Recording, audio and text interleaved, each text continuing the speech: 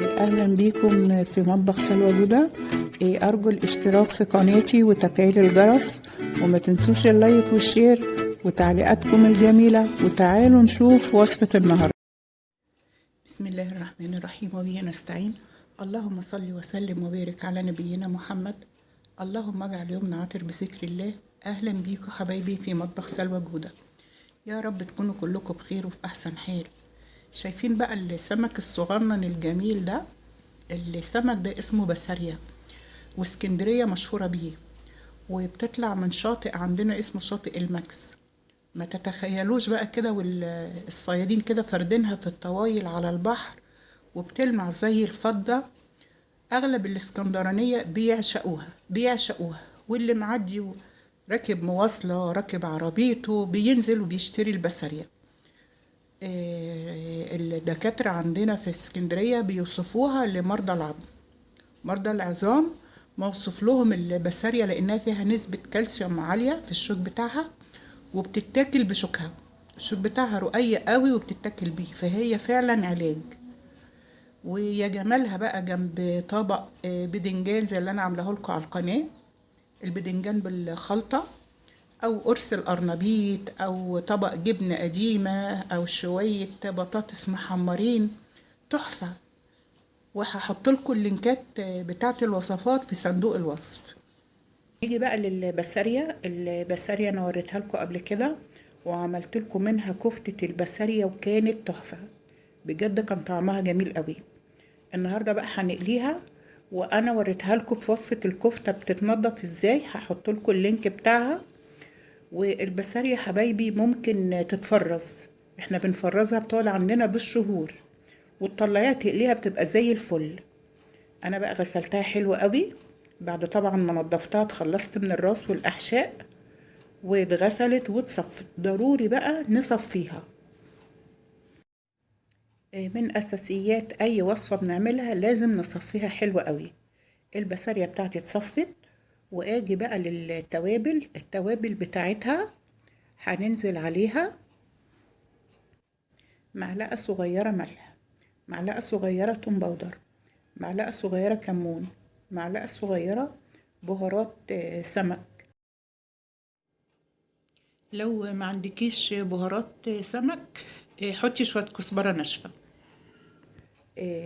يعني حوالي ربع معلقة كده فلفل اسود، وحطيت شوية زعتر حوالي ربع معلقة بس ما تصوروش. وانا قلت لكم على الملح برضو معلقة صغيرة. واقلبهم بقى كده ببعض، وانزل بيهم على البسارية. وعلى فكرة الزعتر بيحلي اي سمك، اي تتبيلة سمك بتعمليها ضيفيلها زعتر. اقلب بقى كده البهارات في بعض، وانزل بقى بيها كده على البسارية، واقلبها بقى حلو قوي. اقلبها حلو واسيبها بقى كده يعني قيمة ساعة كده تتبل شوية. كل ما بتتبل بتبقى تحفة. ولو هتفرزيها تبليها التتبيله دي وفرزيها، مفيش اي مشكله. انا قلبتها خلاص، انا بتبلها وبشيلها من التتبيله جاهزه، بتطلع على القليه على طول. ضروري بقى من اساسياتها ان انت تحطيها في دقيق كتير، والا هتبوظ منك وهتعجن تتقلب في دقيق كتير. والدقيق ده مش هنرميه، هقولك هنعمل بيه ايه. يبقى انزل بحب دقيق كتير، ونطقها بقى كده في الدقيق حلو قوي.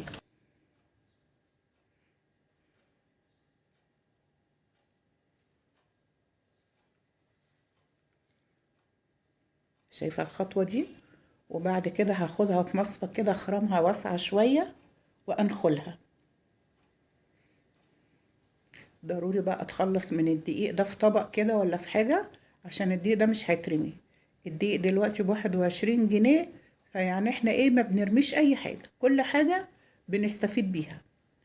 انزل منها الدقيق وهعمل فيه الدور التاني. وبعد كده بعد ما تخلصي خالص، بس الدقيق نضيف زي الفل مفيهوش حاجه، هتحطيه في كيس صغير وتشيليه لما ان شاء الله تقلي سمك هتستخدميه. تمام كده، يبقى احنا كده ما هدرناش حاجه. وبرده بتحتاج كميه زيت كبيره كبيره شويه زي البطاطس، عشان لو ما حطيتيش زيت كتير هتلزق في بعضها. اللي انا جربت الزيت بقى خلاص هو ساخن، وانزل بقى بالبسارية. بصوا وانا بنزلها، بصوا بفرطها كده من بعضها. هل النار ما توطيش النار لان هي رفيعة قوي ومش محتاجة سوا. يا دوبك اول ما بتاخد اللون بتاعها بنطلعها. وعلى فكرة الزيت ده كنت محمرة بيه بطاطس قبل كده وشايلاه وقليت فيه البصري، مفيش اي مشكلة. ونصيحة بلاش تقلبيها وانت لسه حطاها شوية كده. لما تحسي ان هي نشفت بصي بتقلبي بالشوكة، بصي من تحت لفوق، من تحت لفوق، ما تجيش في وسطها بقى كده في النص وتقعدي تقلبي، هي مش طبيخ عشان ما تتهريش. اهي بصوا من تحت لفوق كده هي خلاص هتبتدي تتحمر. وزي ما قلت لكم هحط لكم لينك الكفتة في صندوق الوصف. الكفتة على فكرة جربوها هتعجبكم قوي، طعمها حلو جدا اكنها كفتة جمبري. شايفة الجمال؟ ابتدت بقى تاخد لون اهي، مش قادرة اقول لكم طعمها جميل اكنك بتاكلي جمبري. البسارية الرفيعة دي بجد طعمها جمبري، وفي كمان اصغر من دي شوية. كل ما بتصغر كل ما بيبقى طعمها احلى. انا بس جبت الكبيرة عشان اعرف انضفها.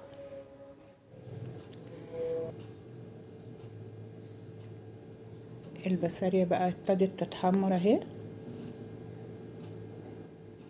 واطلعها بقى بالمقصوصة، اصفيها بقى كده. شايفة الجمال؟ بصي لونها بقى ذهبي كده وجميل ازاي اهي.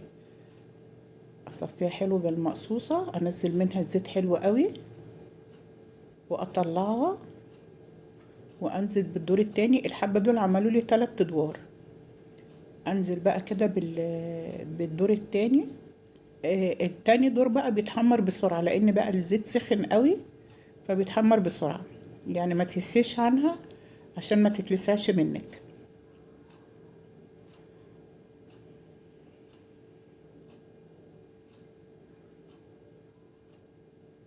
اتحمرت اهي خلاص، وبرضه بطلعها وهعمل كمان دور تالت. والزيت ممكن تحتفظي بيه برضه وتقلي بيه سمك. تمام كده. لو الزيت كتير وحاسه ان هو هيبقى يعني بخساره، لا هو مش خساره ولا حاجه، ممكن تقلي بيه دور سمك ولا حاجه. والبسارية بتاعتي اتعملت مش قادره اقول لكم، ولادي بيموتوا فيها بجد، ولادي بيحبوها قوي، طعمها تحفه. ويا رب اكون قدرت افيدكم بالمعلومه دي. استودعكم الله واشوفكم على خير في وصفه جديده من مطبخ سلوى جوده.